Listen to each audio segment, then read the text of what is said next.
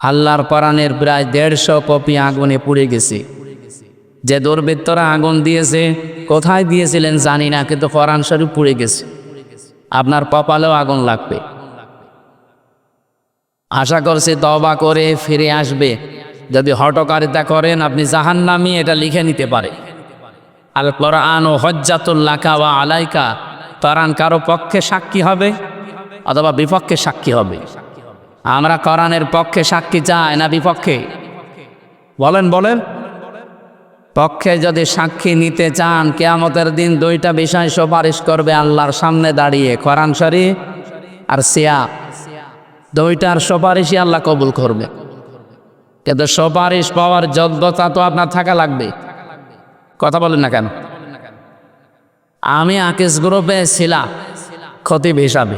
ওনারা, আপনারা জানেন, বাংলাদেশে বড় কোম্পানির ভেতরে একটা বিভিন্ন সময় সার্কুলার দেয়। অনেক ভক্তবৃন্দ আছে বলে, হুজুর আপনি শুধু একটু বলিয়ে দেবেন। আপনি মালিকের সাথে থাকে, শুধু একটু বলিয়ে দেবেন, আমার কাজ হয়ে যাবে। তা আমি বলে দেব আর হয়ে যাবে মানে আপনার যোগ্যতা থাকা লাগবে না? তারা অন্তত অনার্স মাস্টার্স অথবা ডিগ্রি পাস ছাড়া নেবে না, আর আপনি ম্যাট্রিক ফেল করে বসে আছে। আমি না, আমার বাপ বললেও নেবে? বলে আপনার তো যোগ্যতাই নেই, আমি কি দেখি আল্লাহ আপনার সামনে আপনাকে দাঁড় করাবো? রব্বুল আলামিন বলেন, ইয়াউমাইযিল লা তানফাউ শাফাআতু ইল্লা মান আযিনা লাহুর রহমানু ওয়া রাদিয়া লাহু কওলা। সূরা তাহার 109 নম্বর আয়াতে এসেছে, সেই দিন সুপারিশ কাজে লাগবে না ওই সমস্ত মানুষের জন্যে যাদের জীবনের ওপরে আমার আল্লাহ রাজি নেই এবং যাদের কথা শুনতেও আমার আল্লাহ রাজি ছিল না। আপনার জন্য যদি নবী পর্যন্ত কিয়ামতের দিন আল্লাহর দরবারে দাঁড়িয়ে বলে যে একে মাফ করে দেন, কোরআনও যদি বলে, সিয়ামও যদি বলে, হবে না যতক্ষণ পর্যন্ত আপনার প্র্যাকটিক্যাল লাইফের ওপরে আল্লাহ রাজি না হবেন। কি কিছু বুঝলেন? আমি আমার 33 বছর বয়সের দিকে তাকিয়ে ভাবা লাগবে, আমি যা করেছি আমার ওপরে আল্লাহ রাজি আছে কিনা জিজ্ঞাসা করা লাগবে না। কি করা লাগবে না? আমি তো নিজেরটা হালকা হিসাব করলে বুঝিয়েছি আমি যাব কোথায়। আমার নিজেরটা যেমন আমি এখন হালকা বুঝেছি, আপনারটা আপনি বোঝেন না। নিজের দিকে তাকিয়ে বলেন তো, আপনি কি আসলে মাপ পাওয়ার মতো যোগ্যতায় আছেন? 2 নাম্বারটা তো আরো কঠিন, রাদিয়াল্লাহু কওলা। যিনি আপনার পক্ষে কথা বলবেন তার কথা শুনতেও আল্লাহ রাজি থাকা লাগবে। আমি আপনার পক্ষে আন্দাজে কথা বললে তো হচ্ছে না। আপনার ভেতর বাহির সব জানা আছে কার? যিনি বিচার করবেন ওই বিচারকের যদি সব জানা থাকে তখন সাক্ষীর প্রয়োজন হয়। আল্লাহর বিচারে আর পৃথিবীর এই বিচারে পার্থক্য এইটাই, ইয়ারাফুল মুজরিমুনা বিসিমাহুম ফায়ুখাযু বিন-নাওয়াসি ওয়াল আকদাম।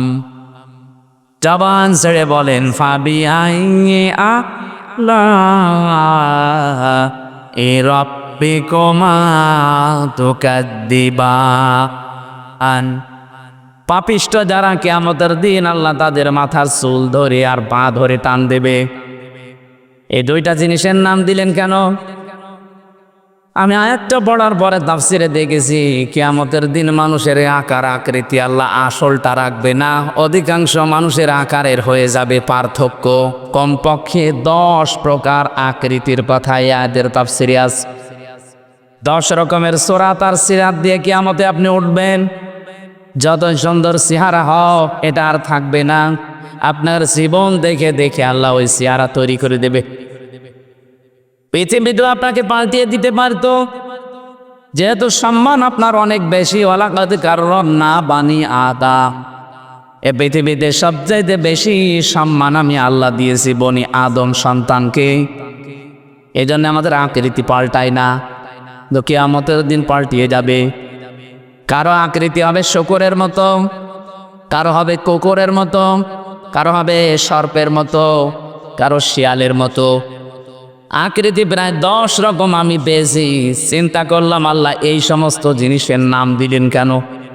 ভেবে দেখি দুনিয়াতে বহু মানুষের চরিত্র সাপের মতো আছে। একটা সাপ মানুষকে কামড় দেয়, লোকটা মরে যায়, সাপের কোনো লাভ হয়? বলেন না কেন? পৃথিবীতে বহু মানুষ এমন আমরা দেখি শুধু মানুষের ক্ষতি করে বেড়ায়, নিজের সেরকম লাভ হয় না। কি কথা বললেন? ও সকাল থেকে ওঠার পরে ধান্দা থাকে কার 12টা বাজাবো। এই 15.5 বছর যেরকম ছিল, কারে মামলা দেব, কারে মিথ্যা সাক্ষী দিয়ে জীবন নষ্ট করে দেব। রাজবাড়ি মনে হয় আপনার টের পান। হাজারো মানুষ এখানে পরীক্ষিত দ্বারা এই যে বসে আছে ডানে বামে, সকাল থেকে উঠে যাদের এই চিন্তায় ছিল কারে বিপদে ফেলবো, কার 12টা বাজাবো। আপনি হাজি হতে পারেন, নামাজি হতে পারেন, আপনার আকৃতি কিয়ামতে থাকবে না। আমার তো এই আয়াতের ব্যাখ্যা পড়ার পরে মনে হয় বাংলাদেশে বহু ফেরেশতা কিয়ামতের দিন উঠবে যারা কার আকৃতি সাপের মতো হবে। কিছু মানুষের আকার হবে কুকুরের মতো। কুকুরের কাজ কি? আপনি 2টা কুকুরকে খাবার দেবেন পাশাপাশি, একটাকে যা দিয়েছেন ও সারা দিন খেলেও শেষ হবে না, এর বড় দেখবেন পাশেরটায় হামলা দেয়। এই স্বভাব দেশে ছিল না? বলেন। আমাদের কুষ্টিয়ার হানিফ সাহেব, পরে আল্লাহ যাই দিয়েছিলেন ও যদি মরণ পর্যন্ত খেত শেষ হতো না। এতে 15 বছর ওই এত কিছু বানিয়েছে, আমার মনে হয় ফেরেশতা হিসাব করলো 8-10 দিন লাগবে। আপনি খুলনা, বাগেরহাট, সাতক্ষীরা এই 3টা জেলায় যেয়ে দেখেন, আমার মনে হয় প্রায় অর্ধেকই তার ছিল। চালাকি করতে গিয়ে ধরা খেয়ে গেছে সে আর তার ভাই। নিজেদের নামে জমি জায়গাগুলো, এই ফ্ল্যাটগুলো কিনেছে বিভিন্ন আত্মীয় স্বজনের নামে, তাদের নামে রেজিস্ট্রি করিস। আল্লাহর ইশারা ওরা যে পালিয়েছে, এখন বলছে আমরা আর দেব না। আপনি কি করলেন? চালাকি করি দুদুকে যেন ধরতে না পারে যেন নিজের নামে করেনি, করেছে কোন ফুফুতো ভাইয়ের শালার মেয়ের নামে। অত দূরের আত্মীয় সে এখন ফেরত দেবে। সে বলছে এটা বাবা শাহজালাল, সব হালাল, হালাল পরিবিস। অথচ এইটা না করে আপনার যা ছিল সম্পদ এতটুকুর ওপর সন্তুষ্ট থেকে বাকি যা বাজেট পেয়েছিলেন এগুলো যদি জনগণের ভেতরে আপনি বিতরণ করতে পারতেন, আল্লাহর কসম সারা বাংলাদেশ তছনছ হয়ে গেলেও আপনার ঘরে কেউ হাত দিত না। আজকে আমি ফজরের নামাজ কুষ্টিয়ায় পড়ার পরে নদীর ধারে একটু হাঁটছিলাম, 7-8 জন লোক এসেছে। ওনাদের কাছে একটু জরিপ চাইলাম যে ভাই, এখন যদি হানিফ সাহেব হঠাৎ করে আপনার সামনে এসে পড়ে আপনি কি বলবেন? বলছে কি বলবো মানে ওই শালারে, আমাদের দরকার নেই। মানে টান শুনেই বুঝলাম যে পিটিয়ে মেরে ফেলবে। ঠিক হয়নি আপনাদের। চা ছিল ওইগুলোই যদি নিজেরা খাওয়া দাওয়া করতেন শেষ করতে পারতেন না। চা করলেন 15.5 বছর, মনে করেছিলেন যে 41 সাল। কিসের 41? আপনার 41 ঘন্টা, 41 মিনিট, 41 সেকেন্ডের গ্যারান্টি আছে। আর আপনি কি টার্গেট নিয়েছিলেন আন্দাজে? এই জন্য আমাদের চরিত্র এরকম যেন কারো না হয়। যা আছে এইটাই তো আমি শেষ করে যেতে পারি না, এরপরও কেন আমি মানুষের টায় হামলা দেব? কিন্তু আমার আফসোস হয় আগস্টের 5 তারিখের পরে অনেক মানুষের চরিত্র এরকম কুকুরের মতো হয়ে গিয়েছে। আপনি অনেকটাই হামলা দিতে যান কোন কারণে? হযরতে আবু যর রাদিয়াল্লাহু তাআলা থেকে বর্ণিত, বিশ্ব নবী বলেন মানিদ্দাআ মা লাইসা লাহু ফালাইসা মিন্না ওয়ালিয়াতাবাওয়া মাকআদাহু মিনান নার। মুসলিম শরীফের হাদিস। যে জিনিস তোমার না ওই জিনিস যদি নিজের দখলে রেখে দাও, ওই দিন থেকে তুমি আমার দলভুক্ত আর নেই। এখানে আলেম যারা আছেন বলেন তো, ফা এই শব্দটা বালাগাত মান থেকে 19টা অর্থে আসে। আমি নিজে বালাগাত মান থেকে এত বেশি পড়েছিলাম, একেবারে আমার মনে হয় কোরআন শরীফের মতো মুখস্থ ঠোঁটস্থ হয়ে আছে। কোন অক্ষর কোন কায়দায় ব্যবহার হবে আমার একেবারে ঠোঁটস্থ আছে। এই ফাটা নবীজি দেওয়ার কারণ হচ্ছে আগে বর্ণিত কোনো দোষ যদি কেউ করে থাকে পরের শাস্তি তার জীবনে মাস্ট বি আসবে। তাহলে আগের শাস্তি কি, আগের কাজটা কি? মানে তাহা মা লাইসা লাহু, যে জিনিসের মালিক আপনি না, ওই জিনিস যদি আপনি জোর করে নিজের দখলে নিয়ে নেন, প্রথম শাস্তি হচ্ছে ফালাইসা মিন্না, আপনি নবীর উম্মত আর নেই। বলেন তো বাংলাদেশে কত মানুষ নবীর উম্মত থেকে বের হয়ে গেছে? যারা গিয়েছেন এখন যদি তারা বলেন হুজুর আমার বাবা মরে গেছে, জানাজা পড়িয়ে দেন, কবরে দে, এটা মিথ্যা কথা হবে না? আপনার বাবা তো নবীর উম্মতই নেই, এক কথা বলে না কেন? আমি তো বিসমিল্লাহি ওয়া আলা মিল্লাতি রাসূলিল্লাহ বলে আপনার বাবাকে কবরে দেব কি করে এই মিথ্যা বলে? আল্লাহর নামেও আপনার বাবা ছিল না, রাসূলুল্লাহর দলেও ছিল না, তা আমি মিথ্যা কথা বললে আল্লাহ মেনে নেবে? আরো জোরে বলেন। এই জন্য এই ভণ্ডামিগুলো বাদ দেওয়া লাগবে। কিছু মানুষের বিশ্বাসী হয়ে গেছে যা করে করি, মরে গেলে যদি 10টা গরু আমার নামে জবাই হয় আমার জান্নাত ঠেকায় কে? মানে হচ্ছে জান্নাত ওর বাবা, ওই গরু জবাই করবে আর দিয়ে দেবে। বিশ্বনবীর আপন চাচা হযরতে আবু তালিব, হযরত বলে ফেললাম, এর একটা সম্মানিত মানুষ। আবু তালিব লোকটা যেদিন মারা যাবে নবীজি নিজে তার মাথার কাছে বসলেন, বুখারী শরীফের হাদিস, ডাক দিয়ে বললেন ইয়া আম্মি আবি তালিব লা ইলাহা ইল্লাল্লাহ হাজ্জুল লাকা ইনদাল্লাহি ইয়াউমাল কিয়ামা। হে চাচা, জোরে বলা লাগবে না, শুধু আস্তে করে আমার কানের কাছে মুখ নিয়ে বলেন লা ইলাহা ইল্লাল্লাহ, মুহাম্মাদুর রাসূলুল্লাহ বলার দরকার নেই, কারণ ওটা যে আমি নিজে আমি সাক্ষী দিয়ে দেব।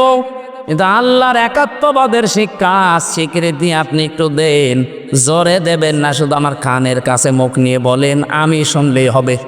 কিয়ামতের দিন আমি আপনার গামছা দিয়ে টেনে নিয়ে আল্লাহর দরবার থেকে জান্নাতে দিয়ে আসবো। পাশে দাঁড়িয়েছিল আবু জেহেল আর আবু সাহাবুল আবু লাহাব, আবু সুফিয়ান ডাক দিয়ে বলছে নেতা পড়বা, সারা জীবন বাপ দাদার ধর্ম অনুসরণ করলে এখন ভাতিজার এই নতুন ধর্ম অনুসরণ করে কলঙ্কিত হবা। মানুষ তোমারে কা পুরুষ বলবে, ভীরু বলবে, তোমার নামে বদনাম বের করবে যে ও মরার আগে বাপ দাদার ধর্ম ছেড়ে দিল। আবু তালিব ওই দিন ডাক দিয়ে বলেছে ভাতিজা মুহাম্মদ, আমি তোমাকে ভালোবাসি কিন্তু এই কালেমাটা পড়তে পারলাম না, আমারে মাফ করে দিও। বলেন তো মাফ করার মালিক কে? বলেন বলেন। সঙ্গে সঙ্গে নবীজির মন খারাপ হয়ে গেল। ফেরেশতা জিবরাইল সূরা কাসাসের 56 নম্বর আয়াতটা নিয়ে হাজির হয়ে গেলেন। ইন্নাকা লা তাহদি মান আহবাবতা ওয়ালাকিন্নাল্লাহা ইয়াহদি মান ইয়াশা ওয়া হুয়া আ'লামু বিল মুহতাদিন। এটা ইবনে কাসির তাফসিরে পাবেন। আল্লাহ পাক বলেন ফেরেশতা জিবরাইল এসে বলে, হে নবী, হেদায়েত তো আপনার হাতে আল্লাহ দিয়ে দেয়, নিজে যাকে ভালোবাসেন তাকে দিয়ে দেবে। এটা আল্লাহ নিজের কাছে রেখেছেন, আর আল্লাহ ভালো জানে যে হেদায়েত দেওয়া লাগবে কারে। এ লোকটা আপনার চাচা, আল্লাহ জানে। এ লোকটা সারা জীবন বাড়িতে নিয়ে আপনাকে লালন পালন করিয়েছে, খাওয়িয়েছে, আমি দেখেছি। আপনি যে বারবার তাকে বললেন কালেমাটা পড়ো, জোরেও বলা লাগবে না, কানের কাছে মুখ নিয়ে বলো, তাও লোকটা পড়ে নাই। এই জন্য আমি আল্লাহ তাকে মাফও করি নাই। এরপরেও নবীজি আবু তালিবের কবরের পাশে দাঁড়িয়ে হাত তুলে মোনাজাতে বলেছিলেন, আল্লাহ চাচা আবু তালিবকে মাফ করে দাও। সঙ্গে সঙ্গে জিবরাইল এসে বলে, হে নবী হাত নামান। কার জন্য হাত তুলেছেন? মা কানা লিন-নাবিয়্যি ওয়াল্লাযীনা আমানু আইয়াস্তাগফিরু লিল মুশরিকিন ওয়ালাউ কানু উলি কুরবা মিন বা'দি মা তাবায়্যানা লাহুম আন্নাহুম আসহাবুল জাহিম। সূরা তাওবা 11 নম্বর পারার 4 নম্বর পৃষ্ঠার 4 নম্বর লাইনের 113 নম্বর আয়াতে আছে। এটাও ইবনে কাসিরে পাবেন। হে নবী, কার জন্য আপনি হাত তুলেছেন? এ লোকটা আপনার চাচা, আল্লাহ জানে। কিন্তু লোকটা তো মুশরিক। কোন নবীর জন্য, কোন ইমানদারের জন্যও জায়েজ নেই। আল্লাহ শুধু নবীর নাম বলতে পারতেন, আল্লাযীনা আমানু দিয়েছেন। কিয়ামত পর্যন্ত কোন ইমানদারের জন্য এটা জায়েজ না, উচিত না, শোভনীয় না কি যে কোনো মুশরিকের জন্য আল্লাহর কাছে ক্ষমা চাবে, যদি ওইটা আপনার নিকট আত্মীয় হয়। রাজবাড়িবাসী বিবেক যদি থাকে একটু খাটান, যে নবী জীবনে কোনোদিন হাত তোলা লাগে নাই, শুধু মনের ভেতরে কামনা আসলেই কবুল হয়ে গেছে, এরকম হাদিস শোনেননি?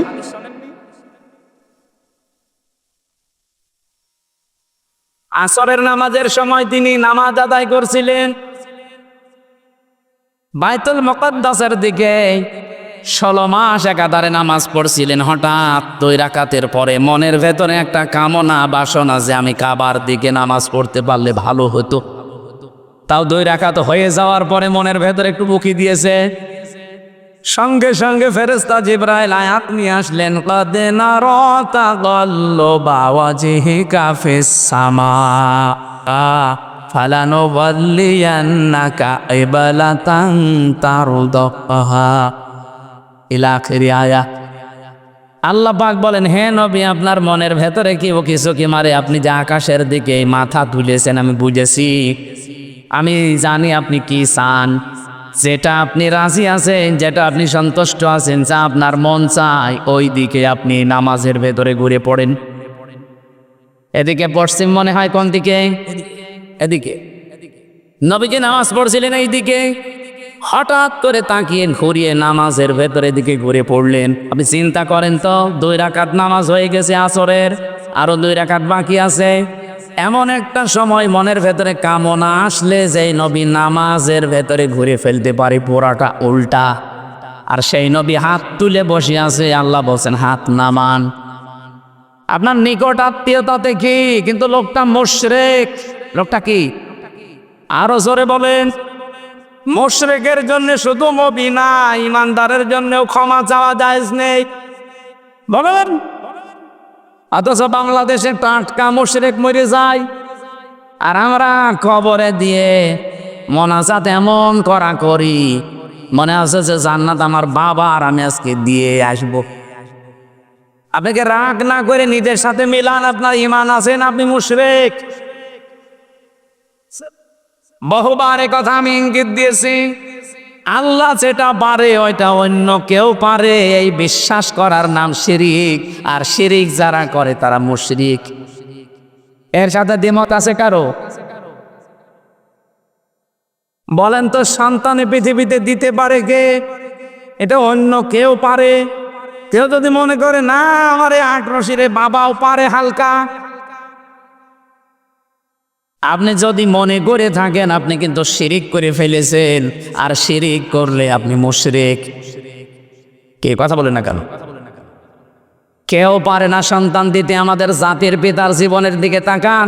86 বছর বয়স পর্যন্ত তিনি একটা দোয়া করেছিলেন, রব্বি হাবলি মিনাস সলিহিন।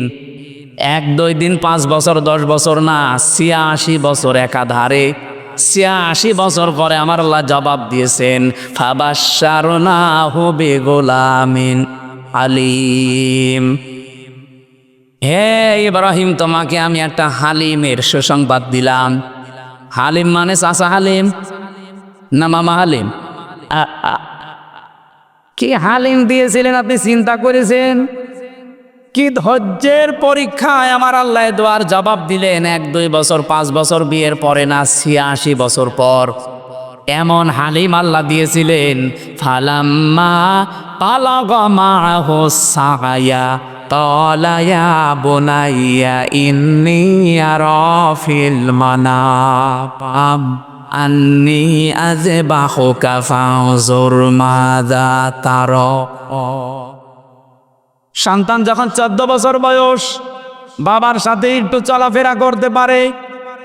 এই যে হালিমের ব্যাখ্যাটা বোঝার জন্য আমি বলছি, এদিকে তাকান। আপনি যদি একেবারে 1 1.5 বছর 2 বছরের ছেলে মেয়ের কথা বলতেন, তাহলে এত মায়া মহাব্বত জন্মাতো না।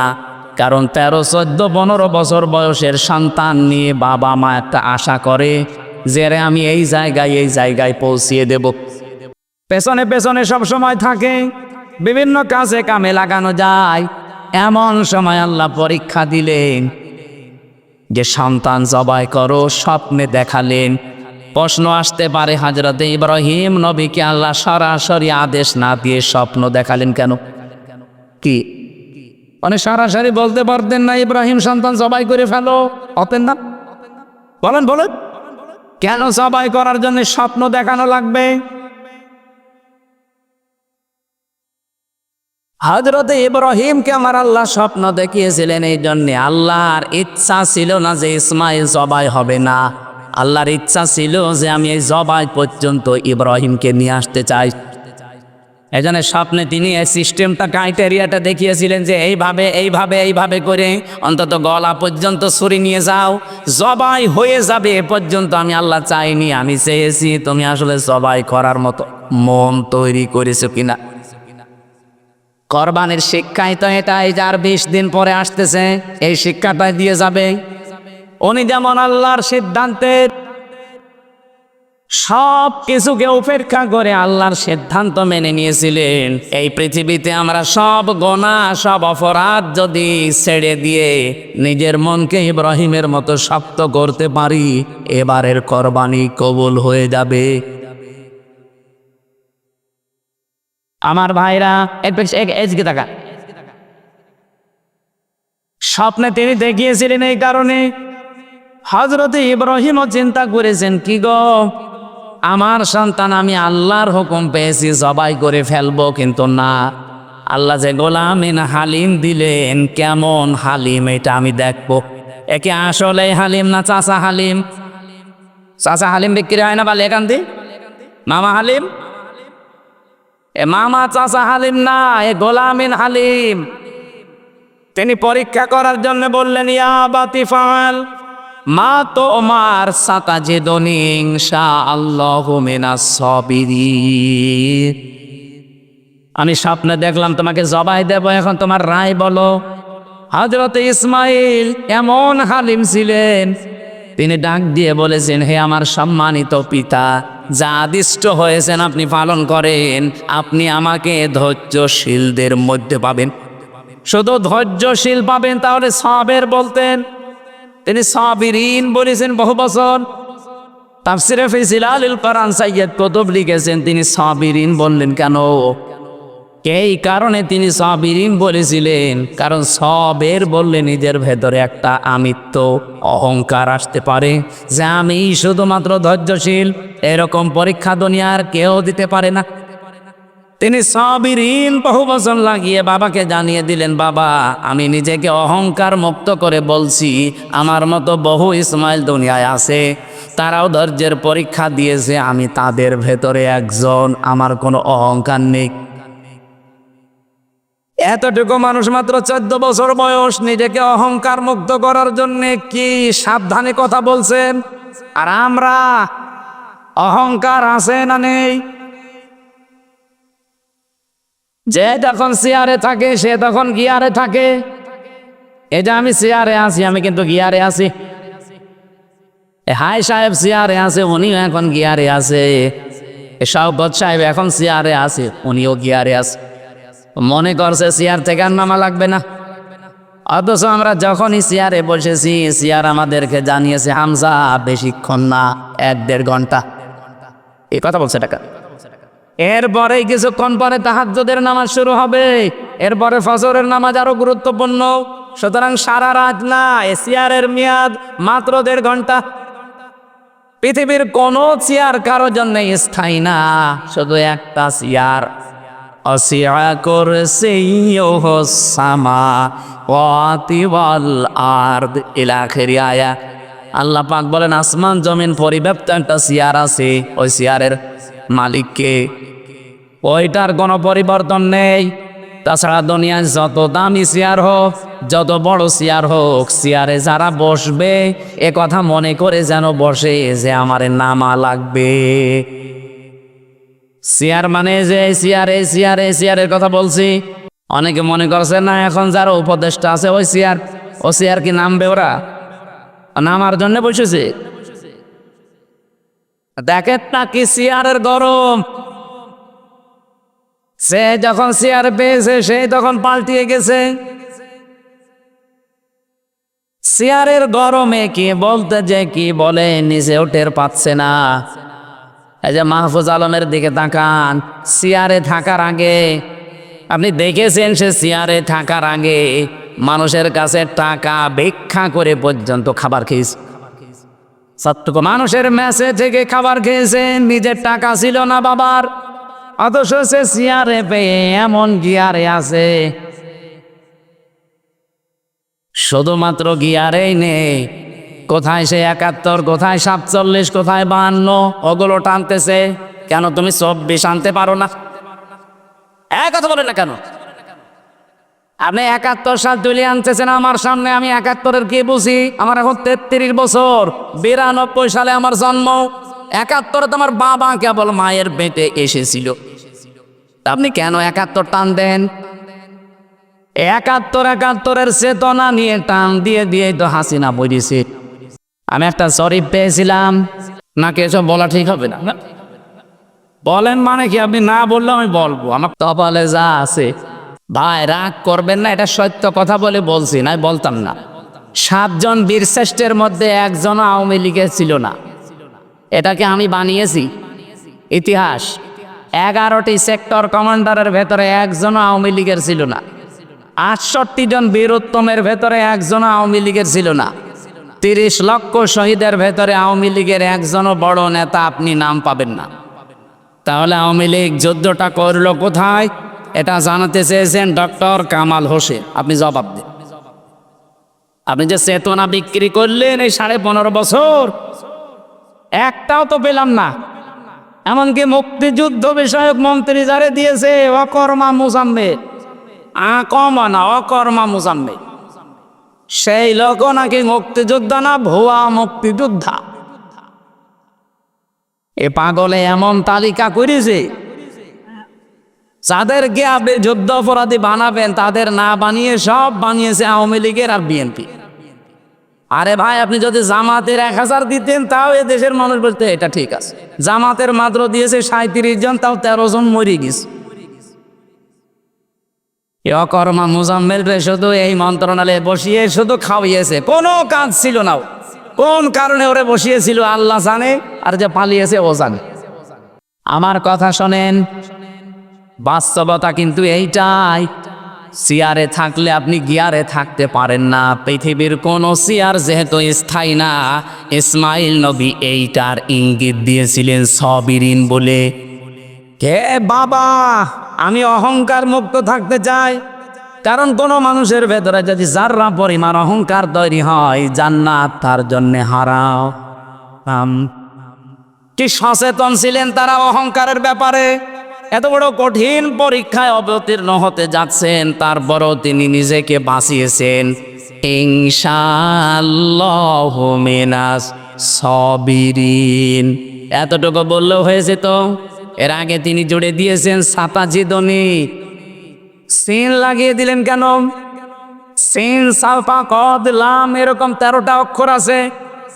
এই ১৩টা শব্দ যদি কোনো সেন্টেন্সের আগে আসে, অর্থ হয় খুব তাড়াতাড়ি। সাতাজিদনি দিয়ে জানিয়ে দিলেন, বাবা দেরি হবে না, খুব শীঘ্রই আপনি আমাকে সাবিরিন ধৈর্যশীলদের ভেতরে একজন পাবেন। আমি অহংকার করি না আল্লাহর বিধান মানতে পেরে।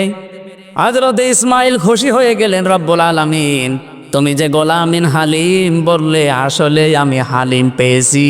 এটা মামা, এটা চাচা হালিম না। কি এটা আসলে হালিম। আমি যা বলেছিলাম এই ৮৬ বছর তুমি তাই দিয়েছো আমারে হালিম হিসাবে। আমারে সন্তান পেয়ে আমি এত খুশি। আমি যে কথা বলতে চাচ্ছিলাম এই পয়েন্ট দিয়ে, পৃথিবীতে কোনো মানুষ আপনাকে সন্তান দিতে পারবে না, সে যত বড় পীর হোক, অলি হোক আর নবী হোক। এটা দেওয়ার মালিক শুধুমাত্র কে? এই বিশ্বাস যাদের নেই, বিভিন্ন জায়গায় বিশ্বাস ঢুকে গেছে, আপনি কিন্তু শিরিক করে ফেলেছেন। আর শিরিক করলে আপনি মুশরিক।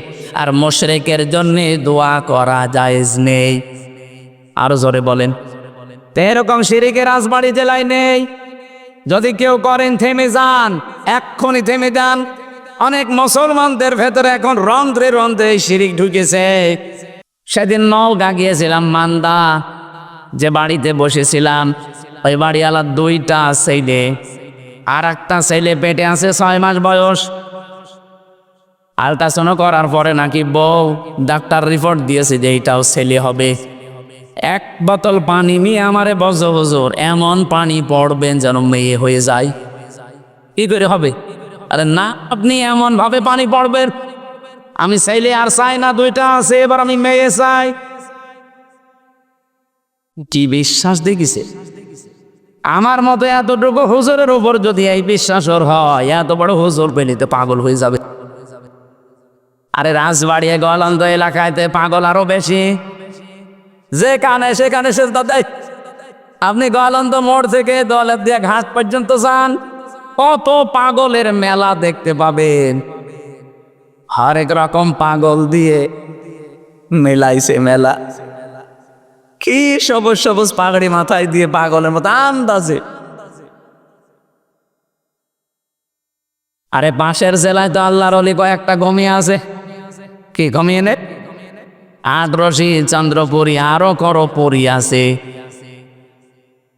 বাস্তব কথা শোনেন, আল্লাহ যেটা পারে পৃথিবীর কেউ ওইটা পারতে। আরো জোরে বলেন। তে জমিন বানিয়েছে কে? এই জমিনে আইনও চলার কথা কার? সুতরাং আল্লাহর বানানো জমিনে অন্য কারো আইন বিধান সিদ্ধান্ত কেউ যদি কায়েম করতে চায়, সে আল্লাহর সাথে শিরিক করেছে। আর শিরিক করলে সে মুশরিক। বলেন, মুশরিকের জন্য নবীর জন্য দোয়া করা জায়েজ নেই, ইমানদারদের জন্য দোয়া করা।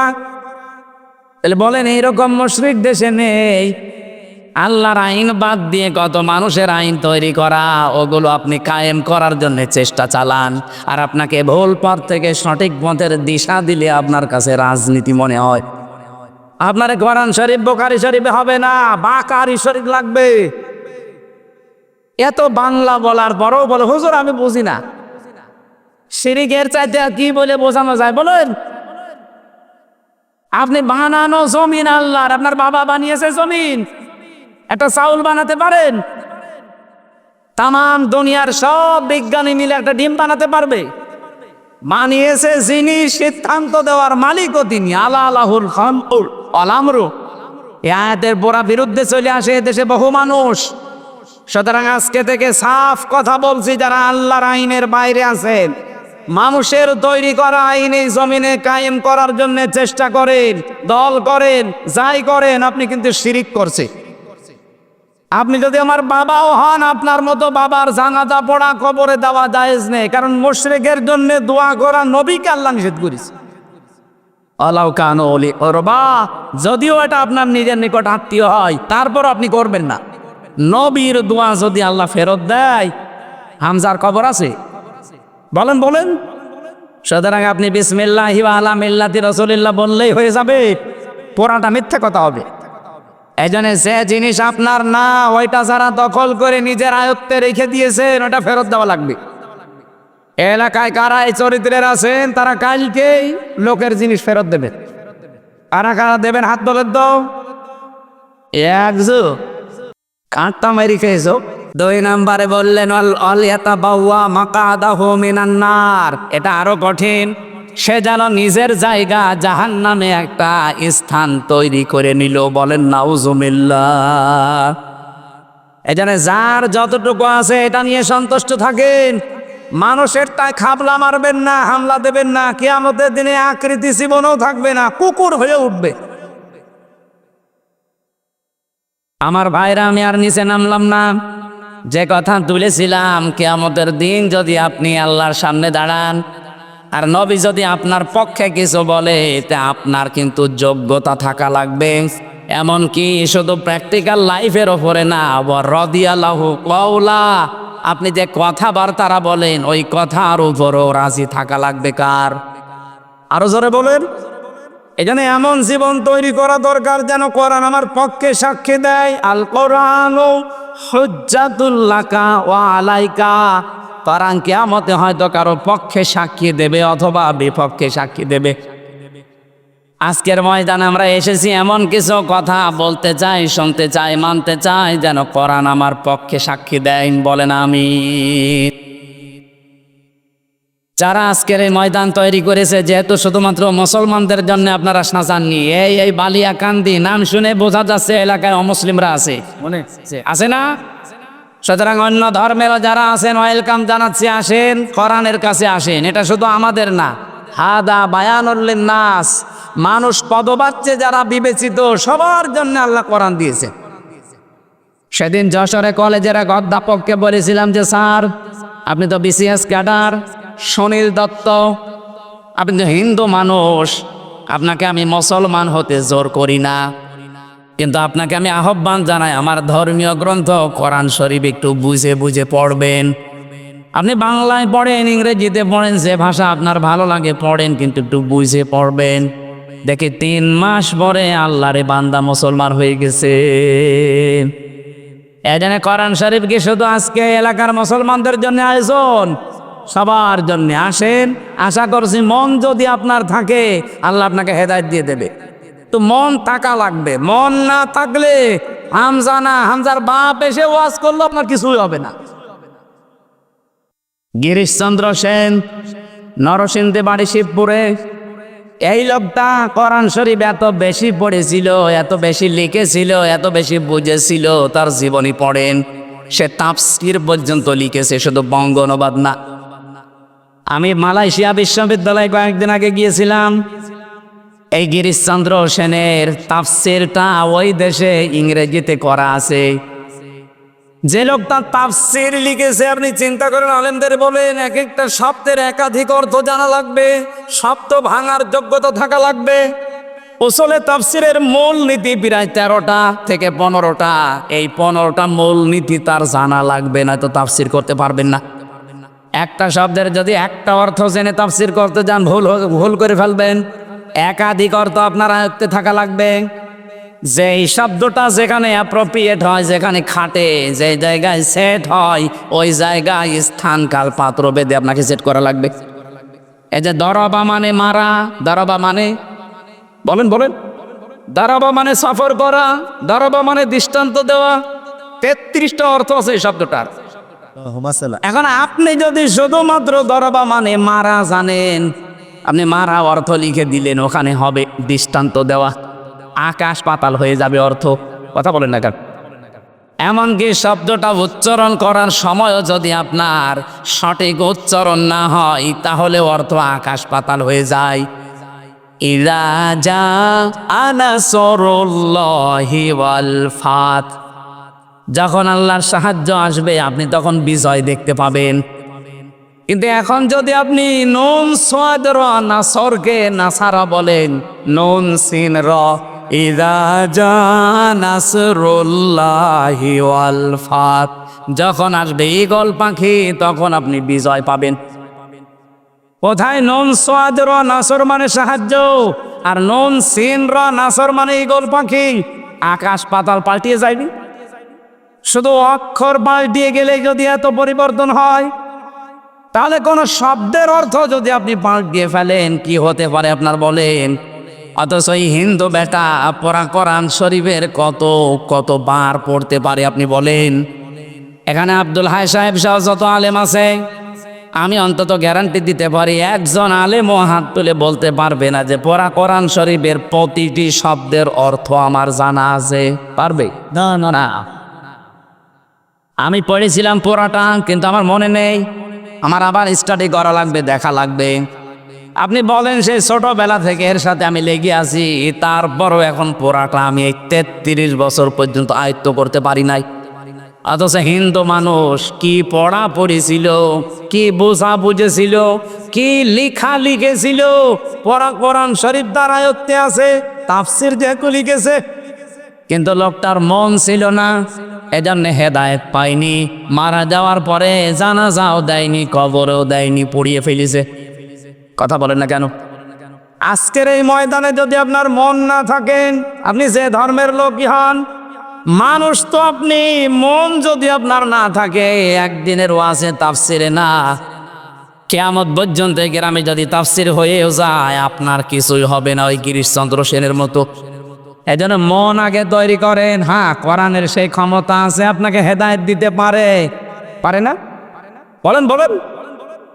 আল্লাহর কোরআন যে আপনাকে হেদায়েত দিতে পারে সে ক্ষমতা আছে। কোথায় পাবেন আপনি?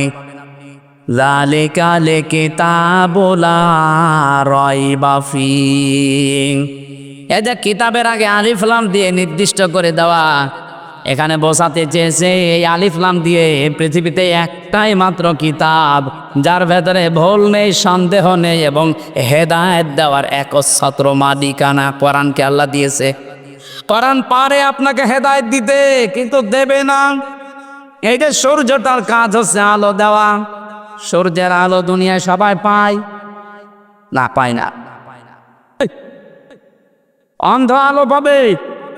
এখন দোষ কি সূর্যের না ওর চোখের? আরো জোরে বলেন। পৃথিবীতে একটা খাবার আছে যে খাবারকে তরল, তারপরও সেটাকে ড্রিঙ্ক বলা হয় না। Milk is an ideal drink, বলেন আইডিয়াল ফুড। আইডিয়াল ফুড আপনি ড্রিঙ্ক বললে অর্থ মেলাতে পারবেন না, যদিও এটা তরল। যতক্ষণ পর্যন্ত দুধ ঘি না হবে, মাখন না হবে, যতক্ষণ ওটা জমাট না বাঁধবে, দই না হবে, ততক্ষণ তো ওরে তরল থাকলে তো ড্রিঙ্ক বলা যায়।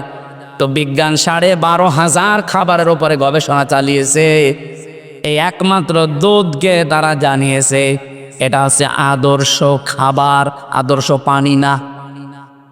ওনারা ব্যাখ্যা দিয়েছেন কেন জানেন? তামাম পৃথিবীতে যত খাবার আছে, আপনার যদি ক্ষুধা লাগে এই খাবার খাবেন, ক্ষুধা মিটে যাবে, কিন্তু পিপাসা মিটবে না।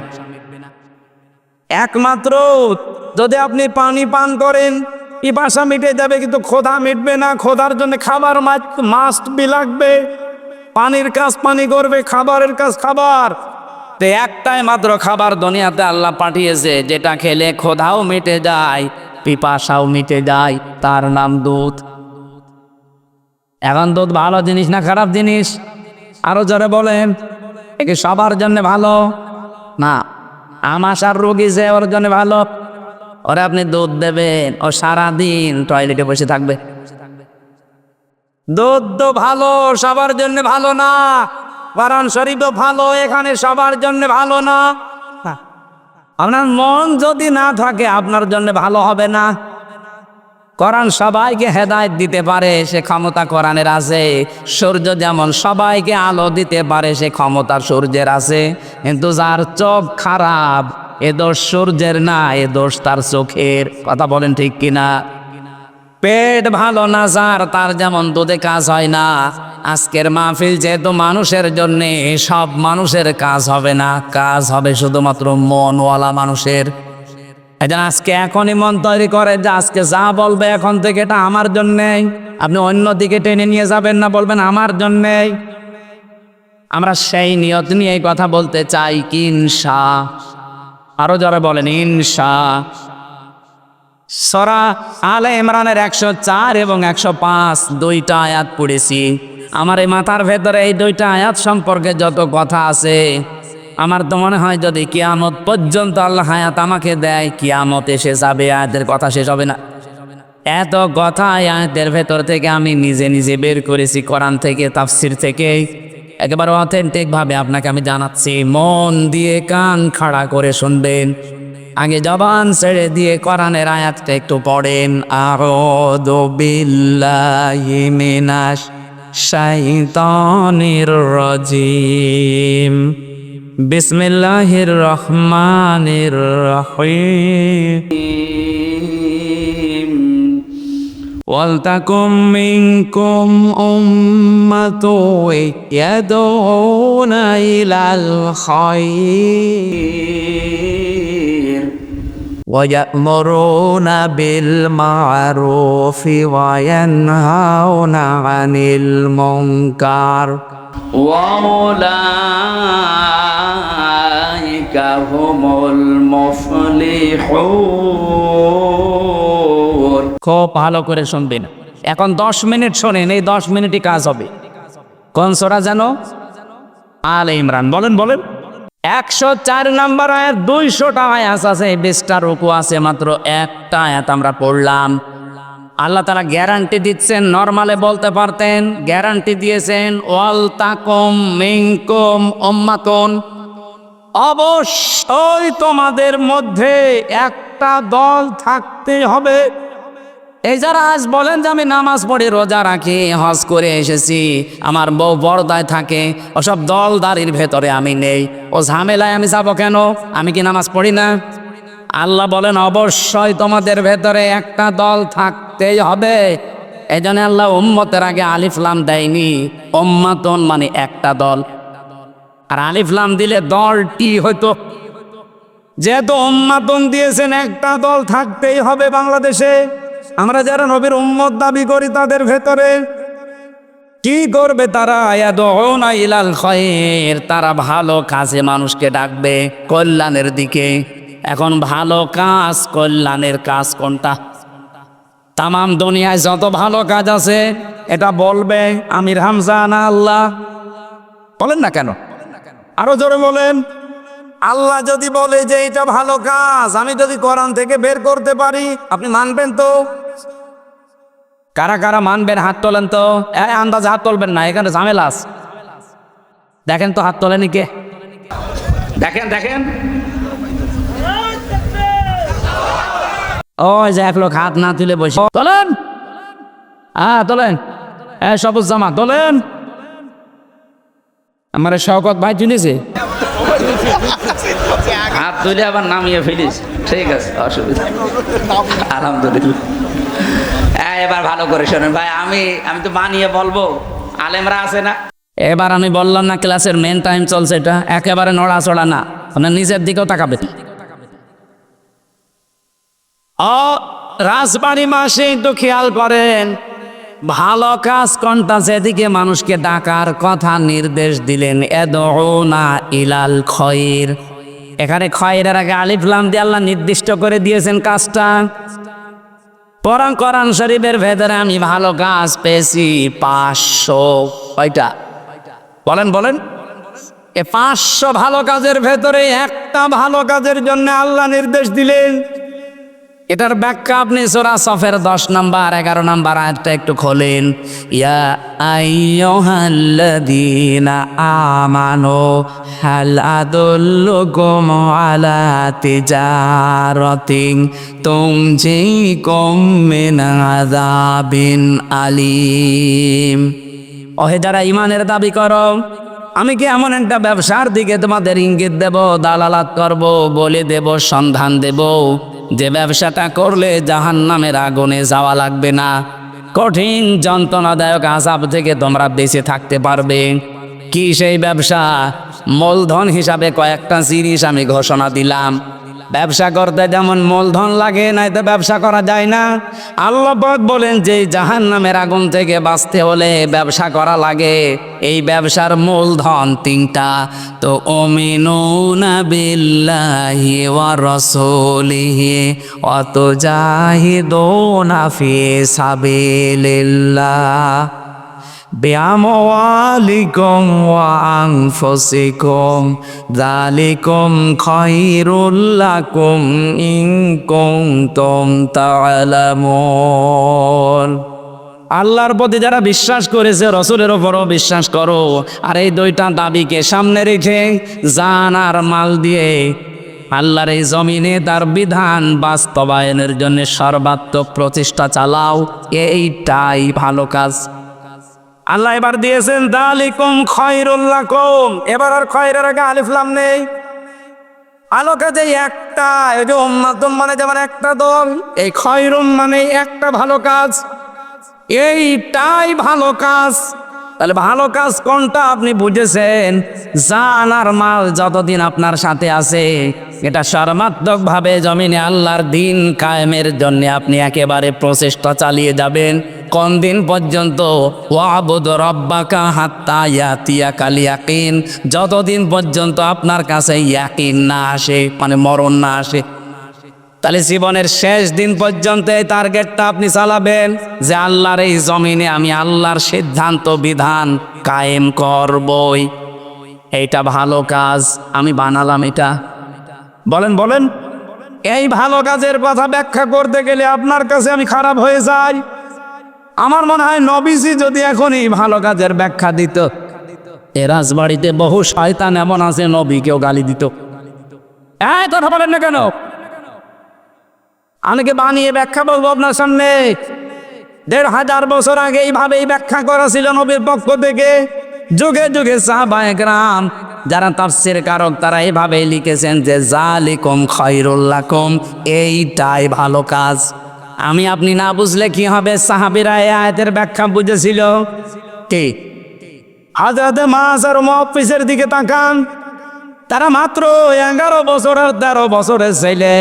তারা এটা যে ভালো কাজ, আল্লাহর জমিনে জিহাদ করা, দিন কায়েমের জন্য সর্বাত্মক চেষ্টা করা, এটা যে ভালো কাজ, বয়স হয়নি, মাপে যায় না, তারপরও তারা চেষ্টা চালিয়েছে। আর আমাদের বয়স হয়ে গেছে, মাপ হয়ে গেছে, পরিবেশ তৈরি হচ্ছে, এরপরও বলছে না ও ঝামেলায় আমি নেই। ঝামেলা মনে করেন আপনি? এইটাই ভালো কাজ। এই ভালো কাজে জাতি যতদিন না বুঝবে ততদিন কপালে কাঙ্ক্ষিত শান্তি আসবে না। কারণ আমার হাকামা বিহি আদালা, যারা কোরআন দিয়ে বিচার ফায়সালা করে, তারা ন্যায় বিচার করে। যেহেতু 54 বছরে আমরা কোরআনের বিচার দেখি নাই, দেখেছেন? আরো জোরে বলেন না। কোরআনের বিচার যদি দেখতে পেতেন, আমি একটা হাদিস পড়ছিলাম, মান রা মিনকুম মুনকারান ফালিয়ুগাজ্জিরহু, না, মান ক্বারাল কুরআনা ফাস্তাযহারাহু ফাহাল্লা হালালাহু ওয়া হাররামা হারামাহু আদখালাহুল্লাহুল জান্নাহ। নবীজি বলেন, যে ব্যক্তি কোরআন পড়ে আর কোরআনকে ইজহার করার জন্য চেষ্টা করে, ইজহার মানে অনেকেই বলে যে ইজহার মানে স্পষ্ট করা। কে বলেছে আপনাকে? আধুনিক ব্যাখ্যায় এজাহার মানে বিজয়ী করা, এজাহার মানে দাঁড় করানো, প্রতিষ্ঠা করা, কায়েম করা। 33টা অর্থ বের হয় এই শব্দ থেকে। আমরা যদি কোরআন পড়ি আর কোরআনকে যদি এজাহার করার জন্য, বিজয় করার জন্য যে যেখানে আছে ওখান থেকে চেষ্টা চালাই, তাহলে কি হবে? পরবর্তী শব্দে আল্লাহর নবী বলেন, ফাহাল্লা হালালাহু ওয়া হাররামা হারামাহু, হালালকে হালাল জেনে যদি ছেড়ে দেয় আর হারামকে হারাম জেনে যদি ছেড়ে দেয়, হালালকে হালাল জেনে আঁকড়িয়ে ধরে আর হারামকে হারাম জেনে ছেড়ে দেয়। ও ভাইরা, যতদিন কোরআনের বিধান কায়েম দাঁড়ে দেশে না হবে, ততদিন হারামকে হারাম জানার পরও আপনি ছাড়তে পারবেন না। এরকম জায়গা দেশে নেই? মাদ্রাসার যারা প্রিন্সিপাল, ভাইস প্রিন্সিপাল, জিজ্ঞাসা করেন তো, হারাম কাজ জানার পরও করা লাগছে। একটা বৈধ বিল বের করে নিয়ে আনবেন, কিন্তু বাবা শাহজালাল ঘোষ মামা দেওয়া লাগবে। আপনি কিন্তু জানেন যে ঘোষ দেওয়া হারাম, আপনার তাও দেওয়া লাগবে। মসজিদের জন্য টাকা বরাদ্দ হয়, ওই টাকা বের করতে হলে 2 লাখ টাকা দেবে, 50,000 ঘোষ দেওয়া লাগে। আপনি কিন্তু হারামকে হারাম জেনেও ছেড়ে দিতে পারছেন না, কারণ ইসলামের দেশে নেই। এক কথা বলে না খান। এই জন্য যতদিন এই দেশে দিন কায়েম না হবে, যত বড় ফেরেশতা এই দেশে বাস করুক, ও হালালকে হালাল জেনে আঁকড়িয়ে ধরতেও পারবে না, হারামকে হারাম জেনেও ছেড়ে দিতে পারবে না।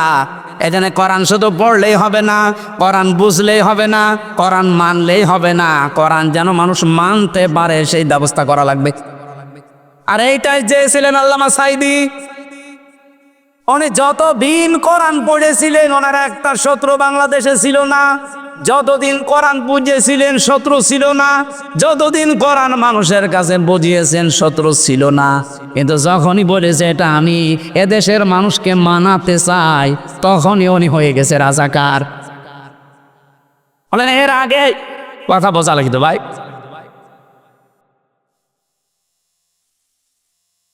এই কথা শুন ভাই, আমি এটা শেষ করি। বলেন তো, এই দেশে আল্লামা শফি হেফাজতের আমির ছিলেন, যতদিন কোরআন পড়িয়েছিলেন তার একটা শত্রু এদেশে ছিল? বলেন বলেন। যতদিন কোরআন বুঝেছিলেন শত্রু ছিল? যতদিন কোরআন ব্যক্তিগত আর পারিবারিক জীবনে মেনেছিলেন একটা শত্রু ছিল? তো যখনই বলেছিলেন না এ কোরআনের বিরুদ্ধে কোনো সিদ্ধান্ত আমি নিতে দেব না, নবীকে গালি দেওয়া কোরআনের বিরুদ্ধে। আসতে বলেন, উনি যে 13টা দফা দিয়েছিলেন তার ভেতরে এটা দিল যে নবীকে গালি দিলে তার ফাঁসি দেওয়া লাগবে। এক কথা বলেন না কেন? সাথে রাসূল যারা আল্লাহর নবীকে যারা গালি দেয় এদের তাওবাও কবুল হয় না, সুতরাং তো জাহান্নামে যাবে। ওরে দুনিয়া থেকে আগে কতল করেন। এই আইন নিয়ে যখন তিনি সাপ্লাই গিয়েছে তখন নামই পাল্টিয়ে দিয়েছে। আর নাম পাল্টিয়ে কি দিয়েছে? তেতুল হুজুর। উনি কি তেতুল হুজুর ছিলেন? এদেশে বহু মানুষ আমরা আজ দেখি আমাদের নাম পাল্টিয়ে দেয় শুধুমাত্র একটা কারণে, হামজা যতদিন কোরআন শুদ্ধ করে পড়বে কেউ আমাকে কিচ্ছু বলবে না, যতদিন আমি নিজে বসবো আমার সমস্যা নেই। আরে ভাই, কোরআনে কারিমে 3টা শব্দ আমি পেয়েছি কোরআন পড়ার ব্যাপারে, করা, রতালার, তালাওয়া। এই তালাওয়া শব্দের ব্যাখ্যা করতে গিয়ে আমি 4টা জিনিস পেয়েছি।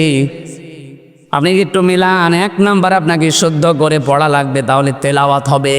2 নম্বরে ওটা বুঝতে হবে, তাহলে তেলাওয়াত হবে। 3 নম্বরে ওটা যতটুকু বুঝলেন আপনার ব্যক্তিগত আপনার পারিবারিক জীবনে যতদূর আয়ত্তে আছে মানা লাগবে, তাহলে তেলাওয়াত হবে।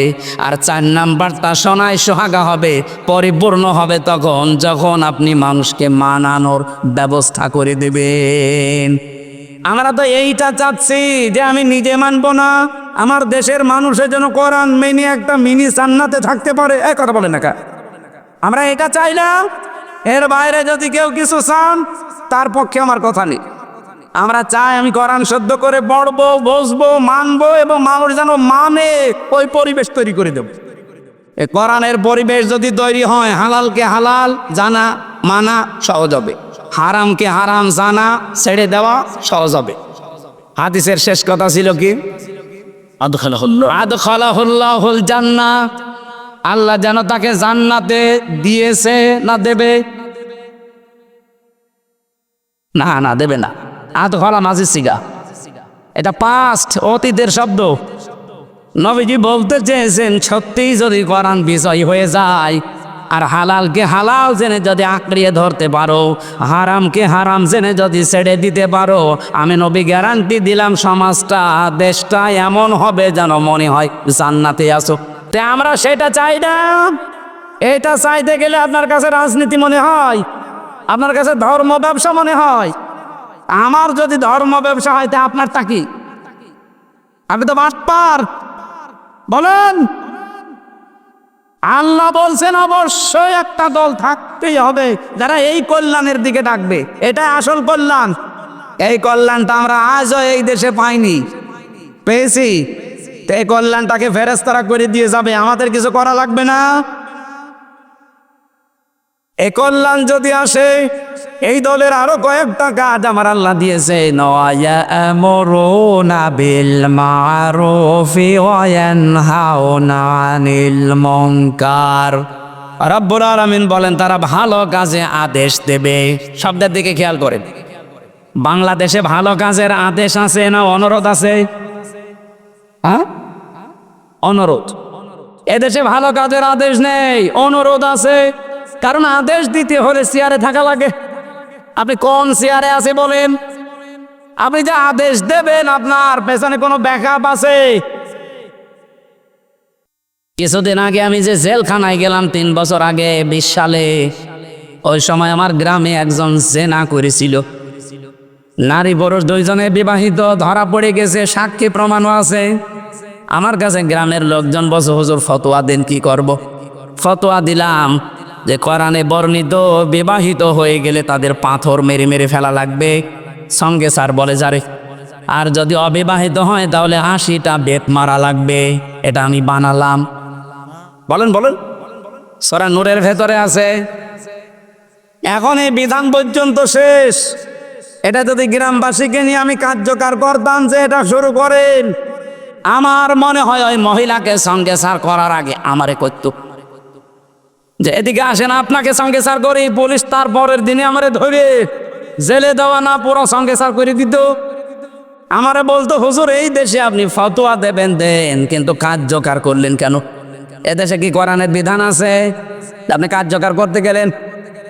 আপনি যে ভালো কাজে আদেশ দেবেন, দেবেন কি করে? আদেশের জায়গায় থাকা লাগবে না? আপনি যা করছেন এটা আদেশ না, এটা অনুরোধ। চলো ভাই চলি মদ্দিন নামাজ পড়তে যাই।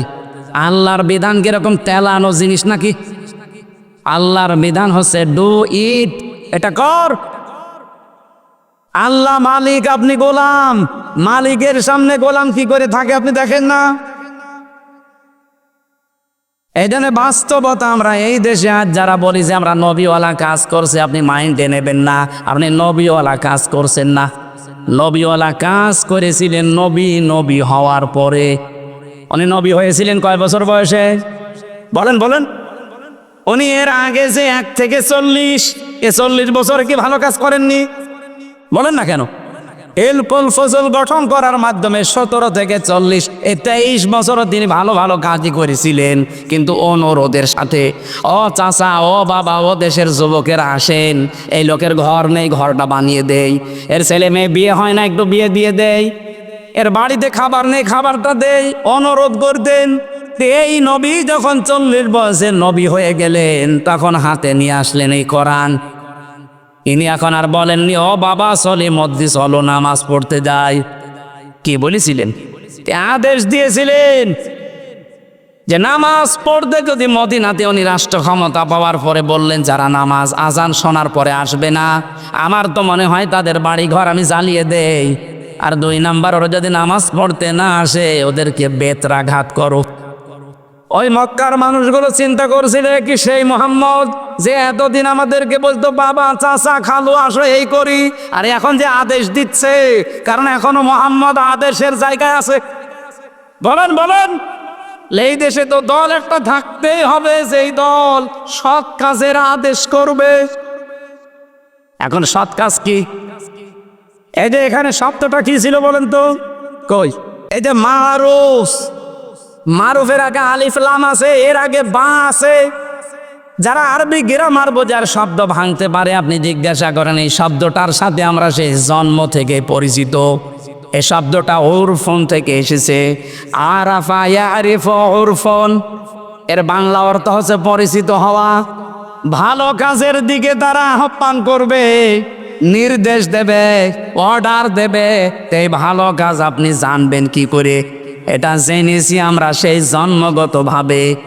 আমাদের আদি পিতা যিনি আসল পিতা কে? বলেন বলেন। হযরতে আদমকে আল্লাহ একটা ক্লাস নিয়েছিলেন। কে? আল্লামা আদামাল আসমা কুল্লাহা সুম্মা আরাদাহুম আলাল মালাইকা। আল্লাহ পাক বলেন আমি আদমকে যত আসমা আছে সব শিখিয়েছি। আসমা মানে আমরা অধিকাংশ মানুষ এখানে আমার মনে হয় যারা আছে চিন্তাশীল যারা না, তারা বলবে এসএম এর বহু বচন আসমা। আসমা মানে নাম। আপনাকে একবারও চিন্তা আসে না যে এসএম মানে নাম, এর বহু বচন আসমা, নাম সমূহ। এই কথা বলে যদি আপনি মনে করেন যে নাম মানে আলু পটল বাঁশ, এগুলো নাম না? আলু পটল ঝিঙ্গা পেঁপে বাঁশ এগুলো নাম না? এক কথা বলেন না কেন? এ ক্লাসটা নিয়েছিলেন কে? সরাসরি আল্লাহ নিজে শিক্ষক ছাত্রকে। যেমন তেমন ছাত্র নবী, সাধারণ মানুষ ছাত্র না, শিক্ষক আল্লাহ নিজে, ছাত্র নবী আদম। ভালো করে শোনেন, ক্লাসরুম তো এ রাজবাড়ি না। ক্লাসরুম কোথায়? জান্নাতে।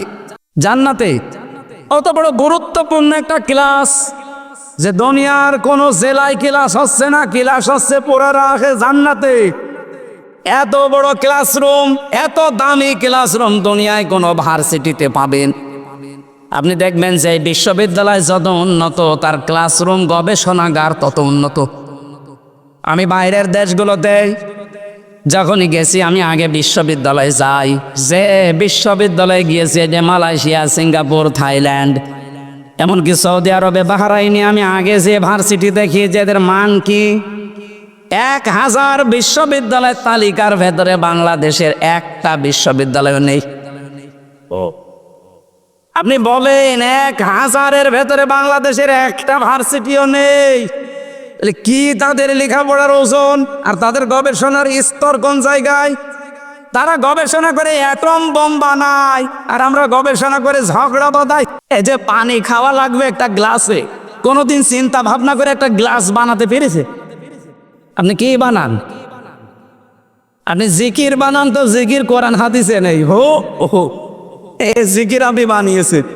আপনি গবেষণা করে একটা সই বানান, এই সই দিয়ে কাপড় চোপড় সেলাই করে একটু লজ্জাস্থান ঢাকা যাবে। কথা বলে না কেন? কি বানিয়েছেন আপনি বলেন? বাইরের দেশগুলোতে গেলে আমার এই প্রশ্ন করে যে আপনি কি বানিয়েছেন আপনার দেশে, বলেন সেটা। আমি বলি যে আমার দেশে আনা বানিয়েছে শুধু হাঁটুদু, একজনের পা চেপে ধরা, ওপরে উঠতেছে পা চেপে ধরা। আর বানিয়েছি চোরের খনি। মালয়েশিয়া আন্তর্জাতিক বিশ্ববিদ্যালয়ে ঘুরছিলাম ভেতর গিয়ে, হঠাৎ দেখি একটা মোবাইল পড়ে আছে, ওখানে 120টা দেশের ছেলেমেয়েরা আছে। থাইল্যান্ডের একটা ছেলে ইংরেজিতে আমারে বলছে, ওস্তাদ বলে ডাকে, যে ওস্তাদ এই যে মোবাইলটা পড়ে আছে, এখানে যদি বাংলাদেশের আর ভারতের কোনো ছেলে মেয়ে না যায় তো কিয়ামত পর্যন্ত এই মোবাইল এখানে পড়ে থাকবে, কিন্তু ভারতের আর বাংলাদেশের যদি কেউ এর পাশ দিয়ে যায় গায়েব হয়ে যাবে। আপনি কি বানাচ্ছে? আপনি চোর বানাচ্ছেন। 2004 সালের পর থেকে মালয়েশিয়া দাঁড়িয়ে গেছে, সিঙ্গাপুর দাঁড়িয়ে গেছে, আর 54 বছরে আমরা দাঁড়াতে পারি নাই। কারণ এত চোর থাকলে আপনি দাঁড়াবেন কি করি? বঙ্গবন্ধু বলেছিল আমার কম্বল চুরি হয়ে গেছে। না ভাই, হচ্ছে না। ওদের দেশে শুধু পাহাড়, সাগর আর বালি, মরুভূমি, পাথর, তাছাড়া কিচ্ছু নেই মালয়েশিয়া, অথচ তারা দাঁড়িয়ে গেছে। কি পরিষ্কার পরিচ্ছন্ন সিঙ্গাপুর। এ রাজবাড়ি জেলায় মাথা ও মাথা কয় কিলো হবে ভাই? 60 কিলো হবে না? রাজবাড়ি জেলা 60 কিলো, 60-70 কিলো হবে মাথা ও মাথা। একটা জেলা, বাংলাদেশে এরকম জেলা আছে 64টা, তাও রাজবাড়ি মনে হয় ছোট জেলার ভেতর একটা। আর সিঙ্গাপুরে এই মাথা ও মাথা মাত্র 42 কিলোমিটার। বাংলাদেশের একটা জেলার পরিমাণও জায়গা নেই, অথচ বিশ্বে 257টা দেশের ভেতরে সিঙ্গাপুর এখন 10 নম্বরে আছে। কোথা থেকে কোথায় চলে গেছে, অথচ 24 বছর আগে, মাত্র 2004 সালে, 21 বছর আগে, 21 বছর আগে ওই মানুষগুলো মাছ ধরে খেত। জুলা বলে না, জুলা, ওই যে কি মাছ ধরে খায়, কি বলে, সেইলি। সেইলে ছিল, কারণ চারিদিকে সাগর আর এটা একটা দ্বীপের মতো। এই জেলেরা আজ কোথায় পৌঁছিয়েছে, টাকার মান কত? আর আমার এই চোরের কারণে আমরা এই জন্যে মারুফ শব্দের ব্যাখ্যা বলছি ভাই। আদম নবী নিজে ক্লাস করছেন ছাত্র হয়ে, শিক্ষক এই সিরাজ ভাই না, শিক্ষক আব্দুল হাই না, শিক্ষক আমির হামজা না, শিক্ষককে। আর জায়গাটাও রাজবাড়ি বালিয়াকান্দি না, জায়গা কোথায়? আপনার কি একবারও মনে এসেছে যে এত বড় একটা গুরুত্বপূর্ণ ক্লাসে, যেখানে আল্লাহ শিক্ষক, নবী একজন ছাত্র, জায়গা ক্লাসরুম জান্নাত? মালয়েশিয়া বিশ্ববিদ্যালয়ে, আমেরিকার বিশ্ববিদ্যালয়ে যদি এরকম উন্নত জায়গায় ক্লাস নেওয়া হয়, তা আল্লাহ জান্নাতে কি ক্লাস নিতে পারেন? আমাদেরকে সারা জীবন বলেছে যে আল্লাহ নাম শিখিয়ে দিয়েছে, আর আমরা বলি হ্যাঁ নাম মানে এই বেগুন, পটল, আলু, ঝাল, পেঁয়াজ, বাঁশ, এই জন্য বাঁশ দেয়। এসব জিনিস শেখানোর দরকার হয় না। ওখানে শিখিয়েছিলেন সমস্ত ন্যায় এবং অন্যায়ের যত মানদণ্ড আছে, সব মানদণ্ড এক ক্লাসে আল্লাহ শিখিয়েছিলেন। এই জন্য আদম নবীর সন্তান হিসাবে আমরা লেখাপড়া যদি কেউ নাও করি, তাও কোনটা ন্যায় কোনটা অন্যায় এটা আমরা অটোমেটিক জানি, কারণ এই ক্লাস করেছি আমরা আদম নবীর সাথে জান্নাতে। আদম নবীর সাথে জান্নাতে মানে একসাথে।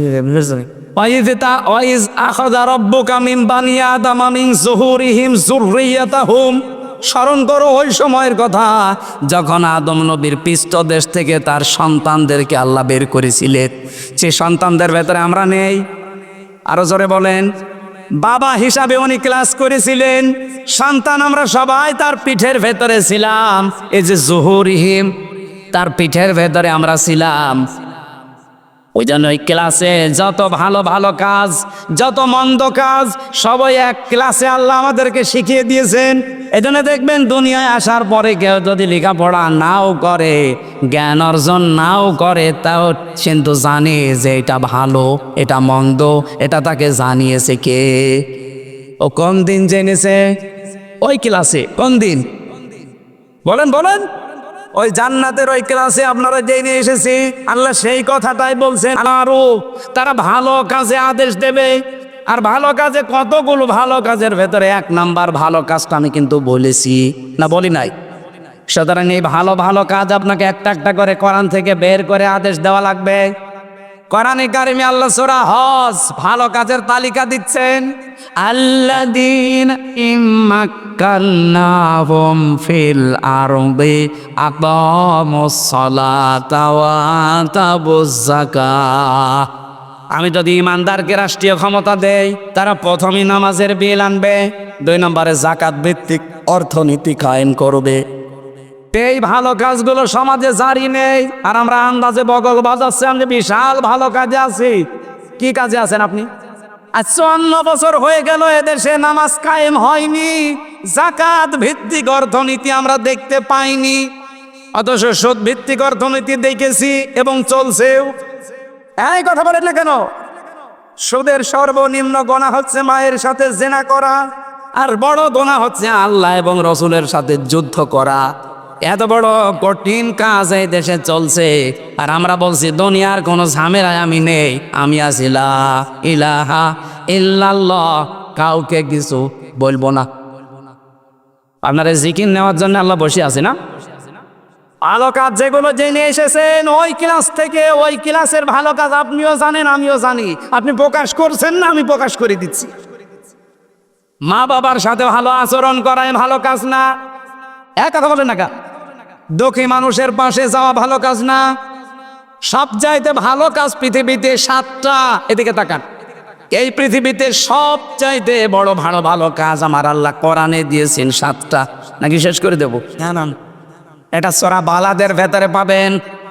আল্লাহ বলেন এই ভালো কাজে মানুষ যেতে চায় না। এদিকে তাকান। আলাক্তা হামাল আকাবাতা ওয়া মা আদরাকা মাল আকাবা। না, সে তো গিরিপথ পার করতে রাজি না। আপনি জানেন গিরিপথ কি? আকাবা কি জানেন? ফাক্কু রাকাবা। এটা হচ্ছে দাস মুক্ত করুন। কিসের দাস? মানুষ মানুষের গোলামি করবে, দাসত্ব করবে না, এটা হতে দেওয়া যায় না। মানুষের গোলামি থেকে, দাসত্ব থেকে যারা মুক্ত করতে চায়, এইটাই ভালো কাজ। বাংলাদেশে কে এই কাজ করে আপনি দেখেন না? আমরা চাই এই দেশে আল্লাহর জমিনে আল্লাহর আইন চলবে, আল্লাহর বানানো মানুষ আল্লাহর সিদ্ধান্তে চলবে। মানুষের তৈরি করা দাসত্ব আইন করবে কোন কারণে? মানুষের গোলামি করবে কোন কারণে? আজ এই দেশে যারা মানুষের তৈরি করা আইন থেকে আল্লাহর গোলামির দিকে ডাকতে চায়, তারা ভালো কাজে আছে। এটা আমি মানালাম। বলেন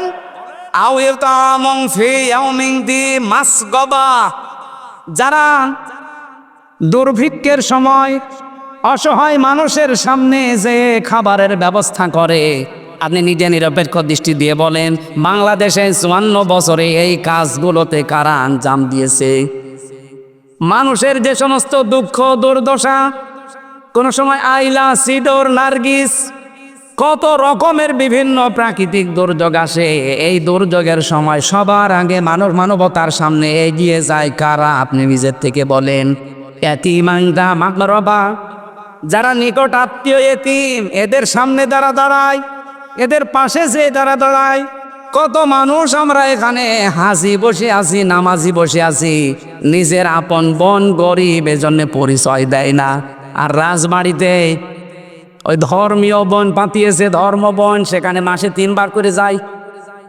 এক কথা বলেন না কেন? আপনি সফল হতে চান, কোরআন থেকে এই থিওরিগুলো নেন। এতিমাংদা মাকরবা, এতিমের পাশে সামনে একটু দাঁড়িয়েছে, কই পায় না। কিন্তু সারা বাংলাদেশে আমরা কিছু কিছু মানুষকে এই কাজটা করতে দেখেছি। এই গরমে আমার কুষ্টিয়াতে আমি পেয়েছি, নিজের সংসার চলে না, এরপরও 10টা বোতল পানি, 10 ব্যাগ স্যালাইন 10টা কোকের বোতল নিয়ে এই রিক্সা চালক অসহায় ধলিমলিন মাত্র মানে ধলিমলিন যাদের চেহারা দেখলে আপনার মায়া লাগবে এরকম মানুষের কাছে মুখে খাবার তুলে দিচ্ছে। সুম্মা কানা মিনাল্লাযীনা আমানু ওয়া তাওয়াসাউ বিস-সাবরি ওয়া তাওয়াসাউ বিল মারহামা উলাইকা আসহাবুল মাইমানা। এদের আরো কিছু কাজ আছে, তারা ঈমান আনে, সৎ কাজে তারা আদেশ করে এবং ধৈর্যের পরিচয় দেয় নিজেদের কাজকর্মে। শুধু ধৈর্যের পরিচয় দেয় না, নিজেদের ভেতরে রহম দিল হওয়ার মতো ধৈর্য সহ্য তৈরি করে। পরস্পরকে একে অন্যকে তারা উপদেশ দেয়, আদেশ দেয়। উলাইকা আসহাবুল মাইমানা, এরাই হচ্ছে ডানপন্থী, সৌভাগ্যশালী, সফলতা লাভকারী। বলেন সুবহানাল্লাহ। এই গুণগুলো আল্লাহ পাক কোরআন থেকে সাহাবা একরামকে দিয়েছিলেন, আমরা ওসব পথে নেই। আপনি এই মারুফের সাথে পরিচিত, আবার বলছি নিচে আছেন কিন্তু মারুফ আপনি করেন না। যারা মারুফ এই 7টা কাজ করে, ওয়ানহাউনা আনিল মুনকার, আর অন্যায় কাজে যারা বাধা দেয়। অন্যায় কাজে নিষেধ করার কথা না, বাধা দেওয়ার কথা আছে। নিষেধ করার বাধা দেওয়া এক। বলেন নাহা শব্দের শাব্দিক অর্থ ব্যারিকেড দেওয়া। এই যে রাজবাড়ির যে নদী স্রোত চলছে, আব্দুল হাই আর আমি যদি যে বলি ওই নদী পানি বন্ধ হয়ে যা, হবে? এটা বন্ধ করার জন্য বেড়া দেওয়া লাগবে, বাঁধ দেওয়া লাগবে। কথা বলেন না কেন?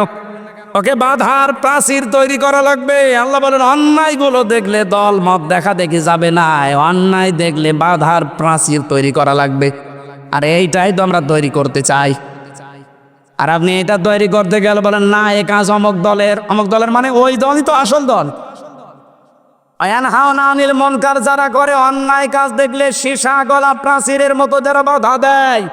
আল্লাহ বলেন ইন্নাল্লাহা ইউহিব্বুল্লাযীনা ইউকাতিলুনা ফি সাবিলিহি সাফফান কাআন্নাহুম বুনিয়ানুম মারসুস।